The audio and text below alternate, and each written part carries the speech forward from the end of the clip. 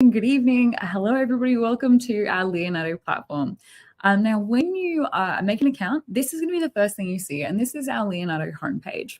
So if we just have a quick look where things are located, so up the very top here is where we have our key tools. So this is where you'll find, so image generation, this is where you go to create imagery. So this is everything from whether you're wanting photography style through to illustrative style.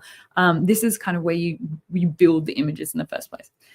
We have a tool called Real-Time Canvas, which is personally an absolute favorite of mine. It's going to have that little aha moment, pretty much where you're able to take your sketches and in real time be able to generate imagery in response to that. Canvas Editor is where you can go in to refine and edit things. So for example, if you have a character and their eyes are green, but you want their eyes to be blue or something like that, you can go in and edit it in there. Motion is where we bring animation and motion to life. So being able to take an image and have that kind of motion behind it. Real-time gen, really cool for ideating again. Similar structure to Real-Time Canvas, just a bit more of a free flow.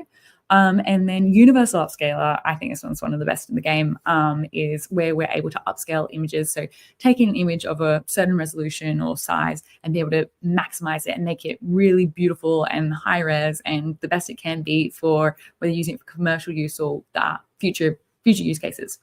Now, if you look at the left column here, they're all here as well. So you can either navigate through the top or you can navigate through the side. I personally use the side quite often when I'm jumping between them. The creative process is quite iterative in that I jump between these tools quite often. So know that you can find them down here. We're not going to get into the advanced stuff today. That's going to be a bit later in the series where we talk about like fine-tune models and training your own data sets and all of that. But it sits there if this is something that is of your skill level. And then right here, we've got our beautiful community creations. And so you can kind of see what's trending. You can see what other people are making.